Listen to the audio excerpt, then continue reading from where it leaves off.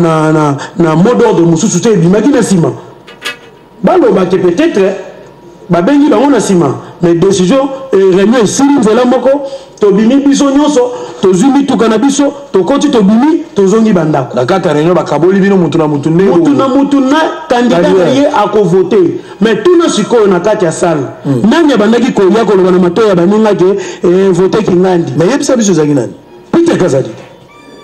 Peter Kazadi nde azo yaso na lito ya muninga o vote kingandi akomo benga baninga yaka o vote mutu songolo pakala akomi ko changer décision oyo ezwamaki na réunion secret ezalaki na ko na ebisi yo boye mutu soki asa kufi abangaka morgue te natangeli yokombo donc toloba Peter Kazadi na kati ya salle yende hormis makambo yo boyokanaki principe mais Peter Kazadi abandi ko séduire bino na bakombo mususu papa bolandaka télévision te ezali mwana oyo moni soki bozala ndako biloko ebungi na kati ya ndako mwana oyo abimaka moto ya liboso mama ye bayibi biloko tuna ye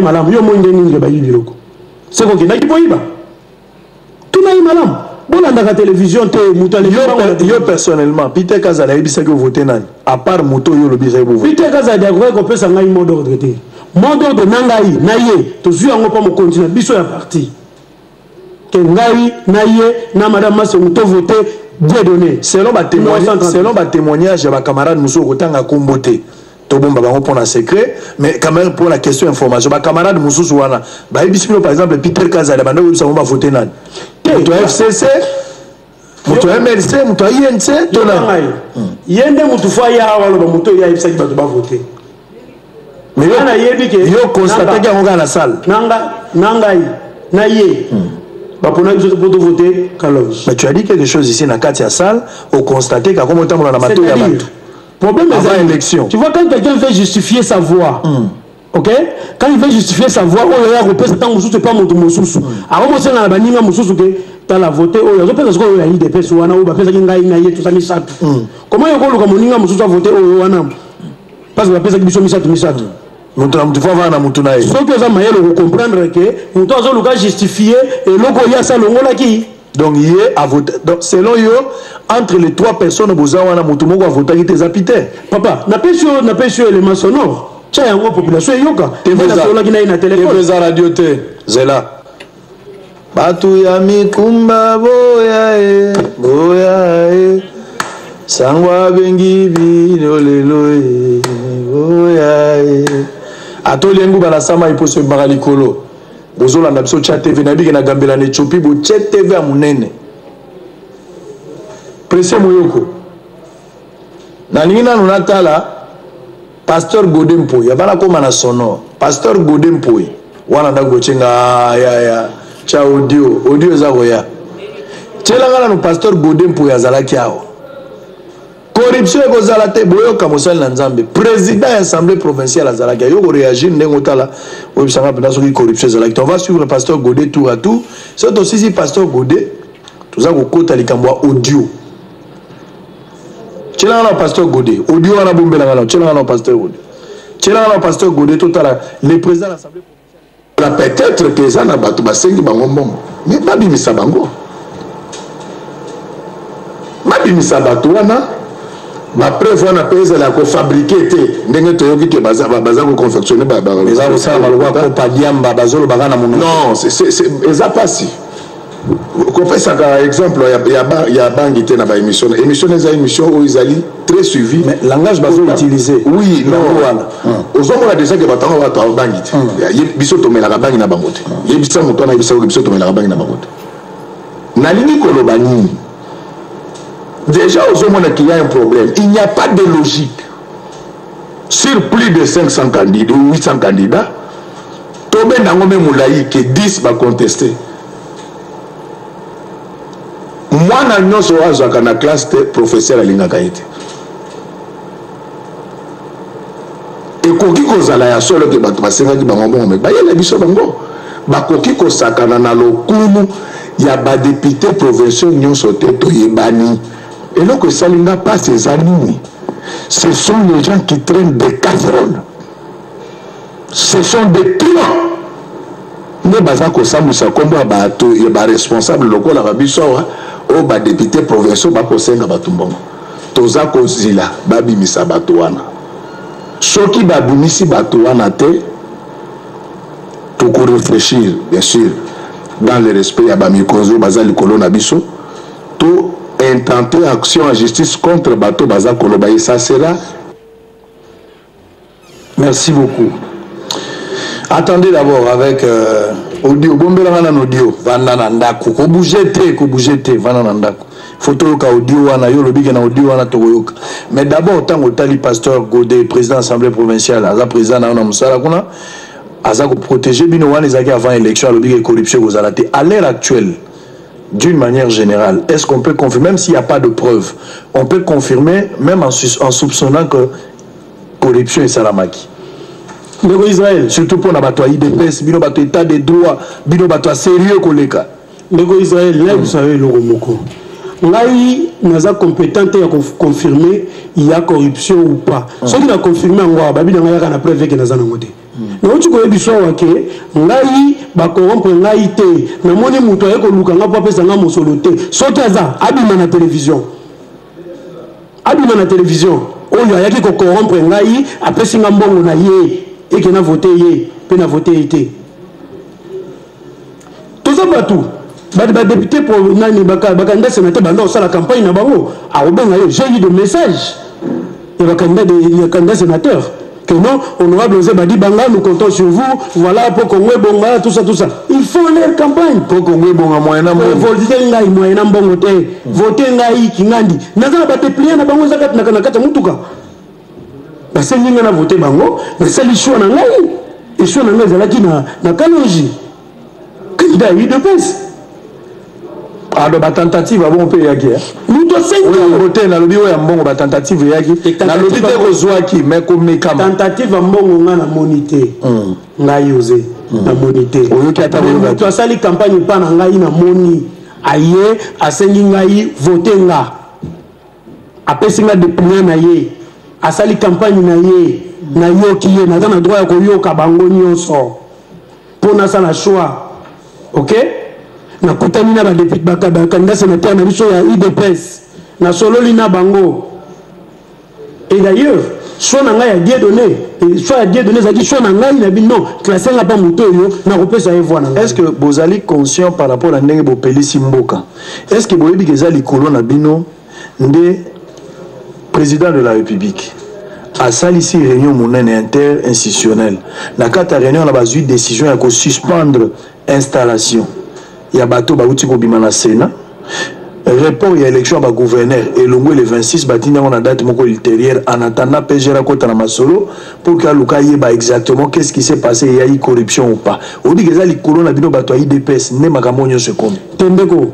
Soki na koko rappelé loko moko PGR akoma déjà mukanda on a kosenga report ya ba élection wana il avait ce preuve à lui oyo baneko la kisake ba corruption ezali alors baki bien que na ba soupçon ya corruption ya wa sengi ba reporter à ça la enquête mais c'est tout à fait normal aujourd'hui peut-être il a réuni les preuves à déposer pas mokonzi ya mboka mokonzi na ngai oyo ba 20 na ba institution nyoso ba une décision wana c'est tout à fait normal et les nico ba teke ozaza qui corrompu na kati wana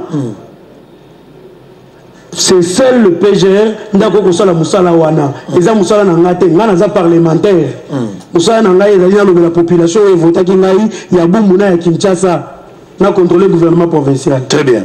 Alors on va suivre d'abord communiqué présidentiel ndenge réunion à lobby à monene salamaki ba sénateur ba koki kokende na assemblée provinciale te FCC bino ba toka nonante la boka baza soki 6 IDPS baza na logoté mais cash eza na 2 soki 3 donc ndenge bozali wana boko kende te pour ba suspendre ngo momentanément jusqu'à ce que éclairage eza na makambo mais batu ya PPRD balobi bango biloko wana etali bango te biloko na bino wana ya ba réunion wana PPRD lobi ça le regarde pas bango PPRD abengi batu na bango lelo bazo kende na Sénat banda formalité installation nani mokonzi ya mboka Félix Tshisekedi décide peut perdre un petit groupe de gens bango alobi bango ba okende nani azolo ba solo nani azoloba ya solo et puis nani azala makoki botala kaka eza réunion compte rendu ya réunion bolanda yango et puis toza kozonga ndeko a réagir par rapport ya position ya bato a PPRD ndenge PPRD balobi biloko na bino wana bino na bino biso tokokende ndeko a réagir et boko tokende siko na élément sonore boza kozela ya solo boyoki ye moko alobi apona ye moto avotaki te parmi bango to wana eza Peter Kazadi tokotala sonore na luki sonore wana lisolo ayela Peter Kazadi na téléphone atolingo bana sama ipose au malikolo mulaya mutu baye bango jamais la photo passeport vos photo mobimba pour okanza mutengambe menacé azate en image et puis tous avons. Il s'est tenu sous la présidence du président de la République ce lundi 18 mars 2019 à la Cité de l'Union africaine une réunion interinstitutionnelle consultative consacrée au processus électoral, particulièrement les élections sénatoriales. Après consultation, le président de la République a décidé ce qui suit. 1. La suspension de l'installation des sénateurs. 2. Le report sine die des élections des gouverneurs de province. 3. L'ouverture d'une enquête en procédure de flagrance à l'encontre des présumés corrupteurs et corrompus pour les traduire devant les juridictions compétentes afin qu'ils subissent la rigueur de la loi et les sanctions exemplaires qui s'en suivent. Il en ira ainsi de la préservation de la crédibilité du processus électoral en général et en particulier celle de la Chambre haute. Le procureur général, près la Cour de cassation, le procureur général, près le Conseil d'État, les procureurs généraux, près les cours d'appel, ont été enjoints à mener des enquêtes suite aux sérieux soupçons et autres allégations de corruption qui ont tant émaillé les élections sénatoriales. Fait à Kinshasa, ce 18 mars 2019, Vital Kamerhe, directeur de cabinet. Merci beaucoup. Makambo nyonso balobi wana kolanda ba français milayo wana te dona lingala na biso zana facile. Makambo yo eleki na Sénat mokonzi ya mboka na bino peuple surtout bino peuple bosepeli na ngote mingi bande kwa IDPS basepeli na ngote yango lisanga sanganaki ya président de la République akambi yango bato ndenge na ndenge bao bako kamamboka balaki président assemblée nationale procureur alaki bato aseni balaki bango nyonso bavandi basangani simako solo na bango tala mikano bango bazwi ya liboso Sénat bako kende ko installer bango lisusu te ba suspendre yango to ba boyi yango to ba zelisi yango kino na ngongo yango ya koya ya mibale maponomi etali ba gouverneur lokwa kimbuta boyi ki bon tika bon to pusana tango yo moni décision institutionnelle au président Azui. Beaucoup de gens pensent qu'ils allaient en violation en constitution, d'autant plus qu'ils ont la compétence, il y a le président de la République. Et c'est là que le par exemple, le procureur, cour constitutionnel, a saisi sur les Cambouana, il y a une qualité, il y a un report dans ma élection, et ils allaient président de la République. C'est une pays, c'est là qui avant la session naie a mécanisme ko solo la soka tu décision bon ba on ba organe habilité à Koloba. Président de la République a violé constitution à l'anime okitani na Joseph Kabila. Yo le roi député provincial au Monibo. Ndeko, oyebi ke makambo yo e koma iko kende mabe. Hein papa? Un président de la République garant ya nation, garant ya constitution, garant na biso nyonso meme tozali awa. Nenga zawana aza censé ya kozoba mesure moko urgente pona koboma mabe nyonso zolinga etelema eza constitution na lobi boye nazo bandela aza garant ya constitution en tant que garant ya constitution aza na droit ya kozwa ba décision urgente. C'est lui le président de la République.